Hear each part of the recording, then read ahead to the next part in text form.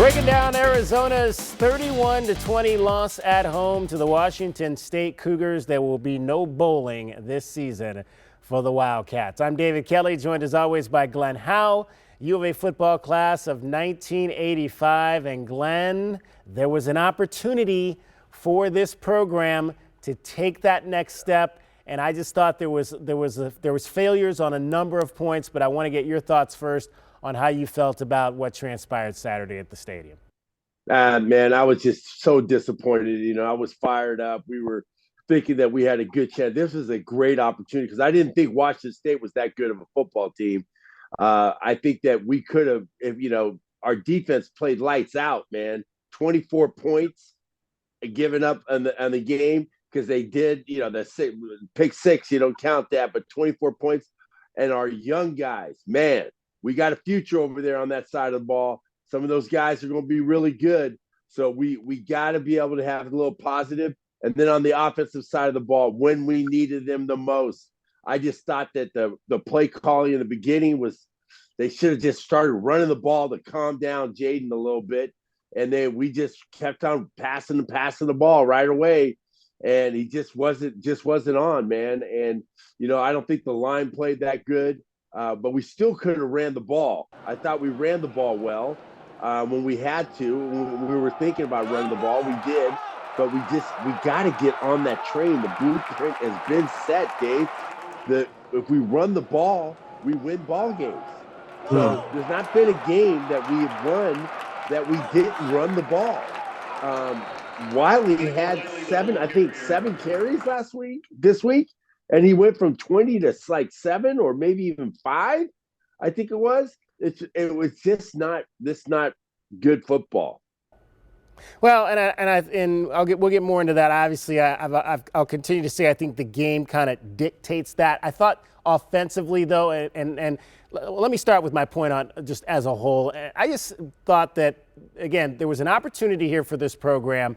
And I think it starts with the fact that, one, Glenn, and I've talked about this all throughout the time we've been doing this. I don't get to actually attend a lot of games, so the fact that there was a noon start, I got to be there at kickoff. I was jazzed about getting a chance to go down there and be there for the first half of the ball game. I'm listening to you guys on the radio, and Keon Burnett's father, you guys had him on, Chester Burnett, U of A football alum, and he's getting me all jazzed. I'm fired up listening to Chester talk about his career and talking about these young kids that they've gotten this program and how they've kind of built that whole Juice County thing and how they make players and that kind of thing. And then I get to the stadium and warm-ups is great and there's an energy there in the warm-ups. And then I start to look up in the stands and I'm like, well, there's not that many people here. And then I get up to, as kickoff comes and I get up to my spot where I'm going to shoot from, and there's still not a lot of people there. And so the first disappointment for me was this fan base not accepting the challenge that this was a playoff type atmosphere and showing up in a playoff mentality for this program. So I thought Wildcat Nation failed on Saturday. And then unfortunately the players just did not have what it took to step up and meet that opportunity. And we'll start on the offensive side of the ball. And really, Glenn, the first 2 plays of the game just were kind of out of sync. I mean, you go with the first play of the game, and I'm not sure what that play was, but I'm going to show it here. The offensive lineman kind of just dove at the defensive lineman and then kind of laid down on the ground. I don't know what they were trying to do on this play. And then the second play of the game, you bootleg into an unrushed defensive end for a sack. I mean, that to me was the beginning of a bad offensive day for this program. Yeah, it wasn't good. The first play all they're doing is trying to cut the guys down, and then he's supposed to get rid of the ball because we wanted to get their hands down. So I don't know, when I was always taught to cut, you start at the waist and then go down. It looks like those guys started at the ankles and went down because everybody got up and was coming after Jaden. So, and then on that bootleg, I don't know how you bootleg when you're not been running the ball. I just didn't understand that one because if you're booting because they're thinking that you're going to take the run fake because you've been running the ball all day. So I just didn't understand that. Yeah, that was a bizarre sequence offensively to start the game. And then, Glenn, like you mentioned, Jayden de Laura just was not in sync with his receivers. And I want to start, and we're going to kind of dive into several things here. But I want to start with two plays in particular here in the second quarter when this game kind of got away from the Wildcats. But at this point, they were only down 7-0, and you're driving in plus territory at the 42-yard line. And again, and I thought one of the things that Washington State did good was they really blitzed Jayden de Laura off the edge, and they bottled him in and did not allow him to really escape much. And this play kind of shows that right here. You had a blitzer coming off from both sides here, Glenn, off the edge. Wiley picks up JDL's backside, but the front side guy here is clear, and JDL just kind of has to take this ball and run it out of bounds. So we'll get back to that play, but I want to show this second play. The next play, 4th and 6 now. Jedd Fisch goes for it. And Jayden here has an open receiver. T-Mac gets inside leverage here on his defender, but he just throws it over the top. To me, this was just a bad pass, a bad throw by Jayden de Laura. If he puts it on him, and I used that term a few weeks ago against Utah, if he puts this pass on T-Mac, it's a first down, and he just didn't do that. But let's go back to the third down play, Glenn, because there were a number of things in that play that did not go right. Yeah, and let me tell you something. What you're saying about the way that they did it, it sounds like what we did to DTR. That's exactly what we did to DTR over at UCLA. We won that ball game. So what they did is they closed the pocket on, didn't let him get outside, because Jayden, that's what he likes to do. He likes to flip around and go outside and then make a play. So that's what they did to us. They made us the victim now. So they kind of did turn the tables on us. So now, if you look at that one play, he's got to get that. He's got to see that there should have been a hot read. If you're a guy in front of you, I was always taught, unless football is, I know it's been 30, 40 years, but I don't think it's changed that much. If your guy is on top of you, is blitzing, you got a hot read. So that means you're either going out or you're just turning around looking for the ball. And it looked like Jayden was looking for that, but didn't get it.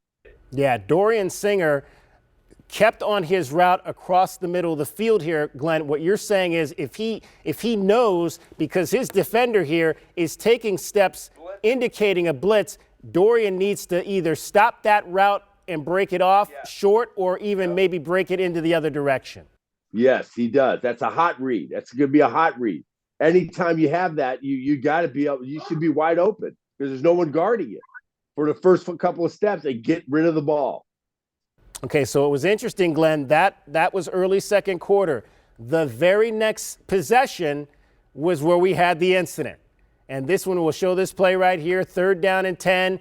And Jayden is looking into the end zone. And first, let's talk about what happened between, because there's a couple things on this play too. But first, we want to talk about what happened here between Jayden and Dorian. I've been around enough football that I know guys are going to get into it on the sideline. And I thought Jedd Fisch was right in this respect that, look, you got two competitive guys. You got two of your best offensive players out there trying to make a play. Sometimes that's what happens when you get two competitive guys, and both of them believes that the mistake was on the other guy. Yeah, and that's okay. That's going to happen, man. That's going to happen when you have competitive. If you don't see that, I'd be worried, okay? I'd be worried about that. But we have some competitive guys that want to win. They've done a great job all season. So that's all right. They got together, they made up, they kissed and made up, and it was all good. So you got to move on from there, and then we just got to start getting back to where we were at, clicking all the time. But Glenn, it was, as we get further into this play, though, it's really what Jayden, again, didn't see on this play that was the other issue. Yeah, and to him going, if he looked at safety, the safety was moving over, looking at what he was looking at Singer, and then you look at the corner on the backside, that was wide open. All you had to do is just toss it right over the top, and it's right there. Yeah, Jacob Cowing is sitting here, Glenn, and he is wide open on this corner. So Jayden was upset with Dorian, but Jayden, in fact, missed the actual receiver that was open on this play.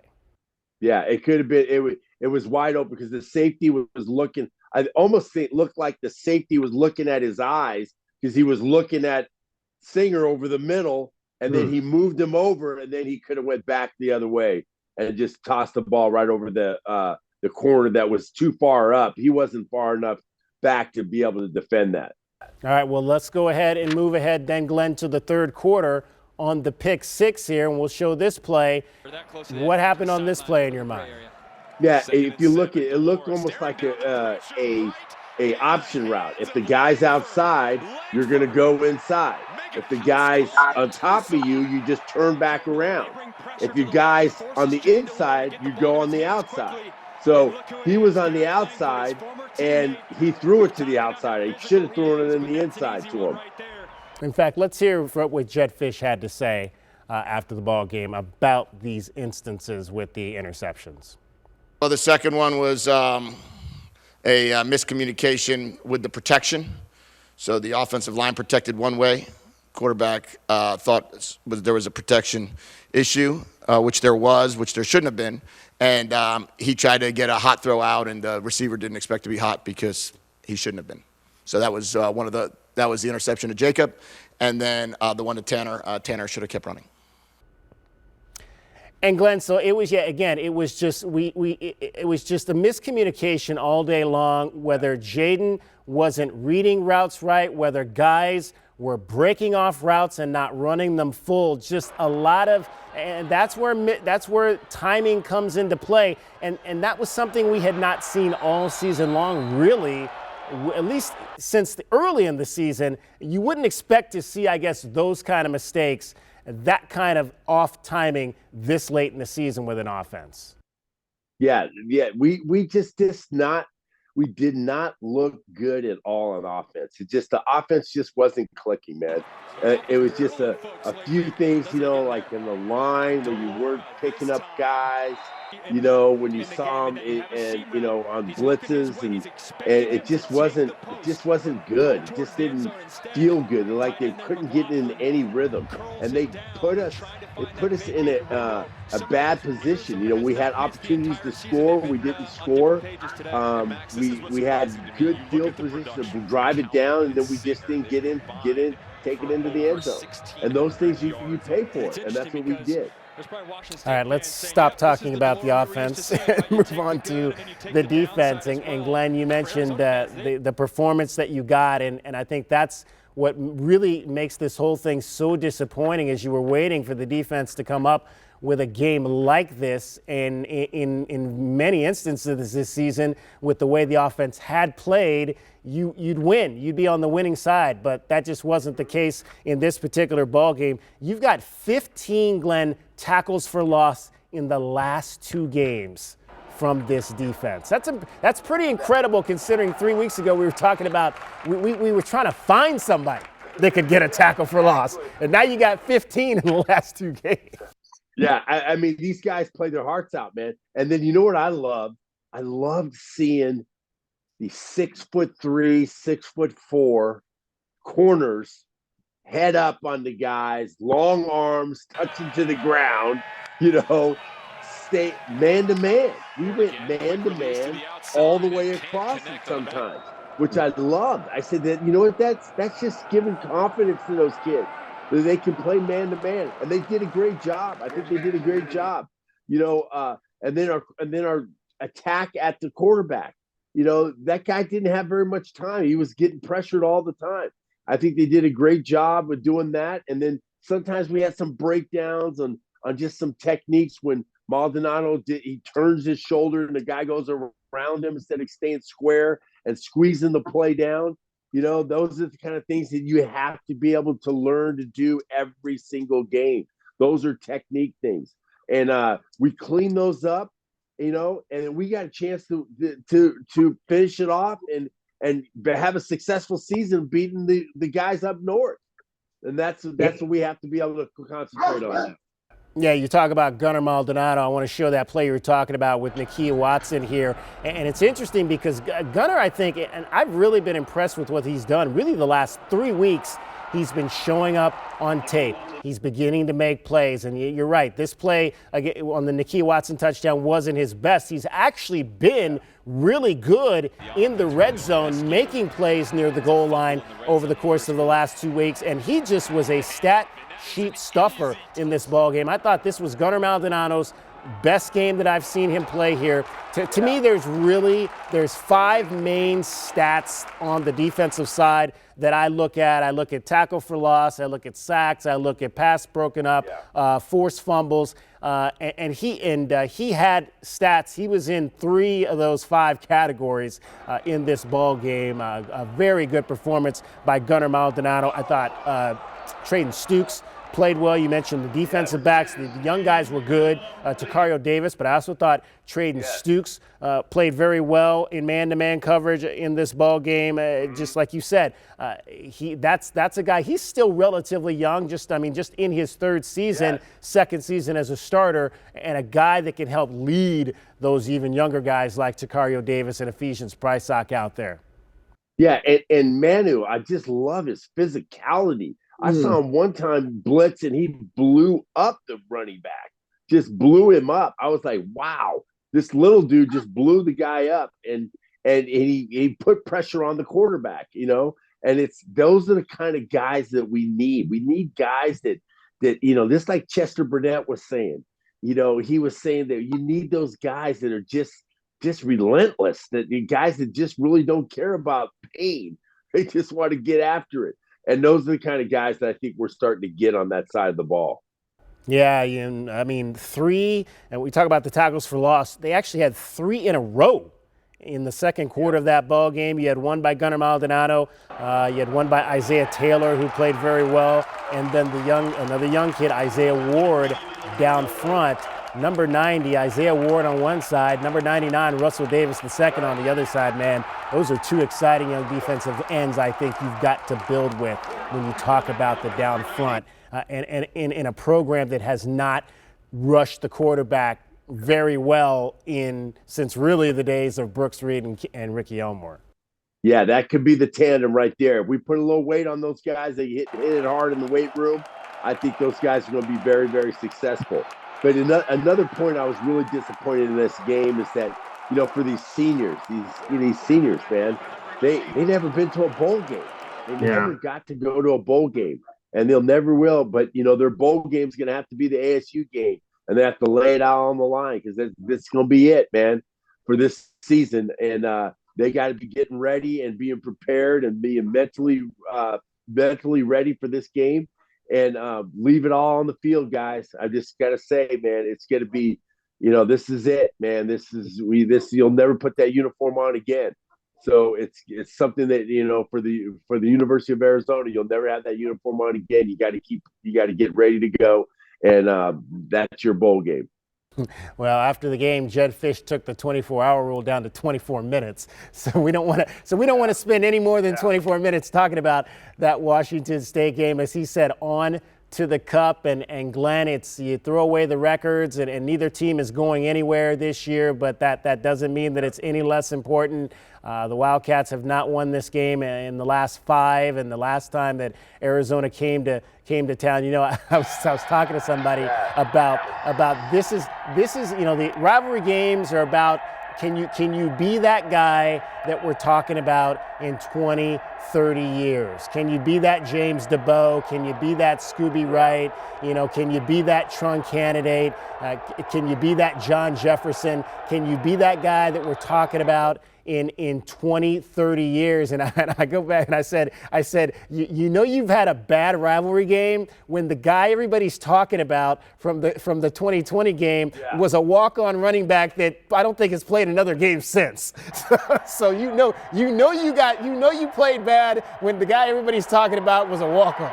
So and nothing against Jackson, but he's not in the same category as some of those other names we just mentioned.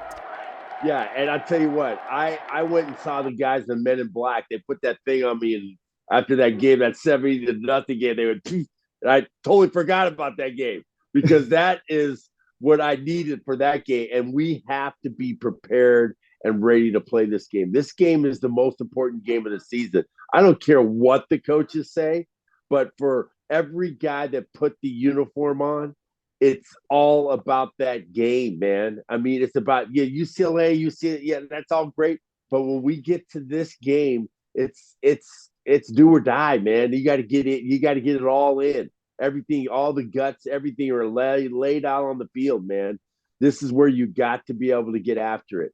And I say, you're going to have a lot of emotions. You're going to have anger. You're going to be like emotionally crying. You're going to be doing that's all the emotions I went through, being excited and then calmness. Then all those things all those emotions and putting it into one bag and being able to be successful. And I just watched our last couple of minutes of our game when we played in 1985 up there, where we blocked. We got a fumble recovery.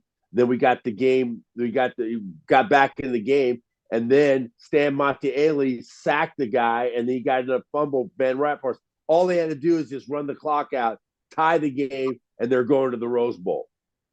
They fumble the ball. Max Sendejas, the Arizona State killer, just kicks a field goal, ends the game.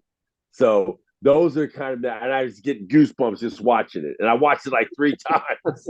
so excited. So hopefully we get one of those memories on Friday, and I hope our guys are getting prepared this week and understanding how the magnitude of this game.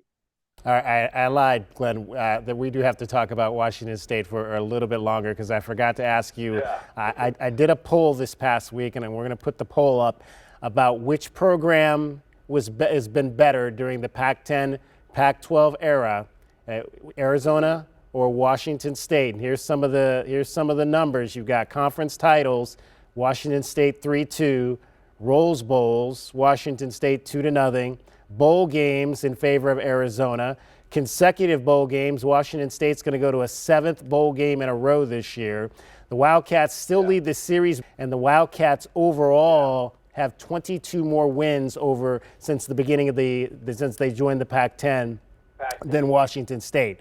But I still believe, if you're going to ask what is the better program, it's Washington State. Yeah. We don't get into the conversation until we go to the Rose Bowl. We got to get one of those. We got to get a Pac-12 championship.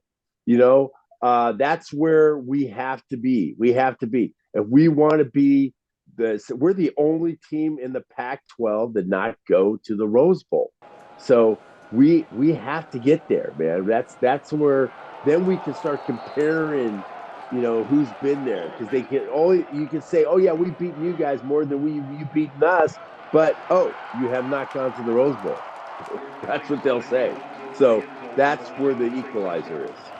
Yeah, Washington State more 8-win seasons than Arizona, and Washington State more 10-win seasons than Arizona. Mike Price was the coach for a number of those, and very interesting with all the talk of realignment, Glenn, what's going to happen with this conference moving forward. 2 of the schools that a lot of people have often talked about being left out, Washington State and Oregon State, and all they did to did this weekend was come down to Arizona and kick butt. Yep, that's all they did, man. Oregon State is a good program now, man. Jonathan Smith, he was the quarterback of those teams with Erickson when they had all those guys, those ballers, Ocho Cinco and the Rodgers and all those guys. He was on that team. He's a tough dude, and that's why they play toughness. That's their head. The head of that snake is a tough dude. So that's what we got to get that. We got to get that stuff going here. We got to get back to where Arizona used to be, and that's being toughness. That's toughness. All right. Now it's on to ASU. It is the 96th Territorial Cup game, as I like to call it, the battle for the territory Friday here in Tucson at the stadium. We will be back to preview that game for you on Friday morning.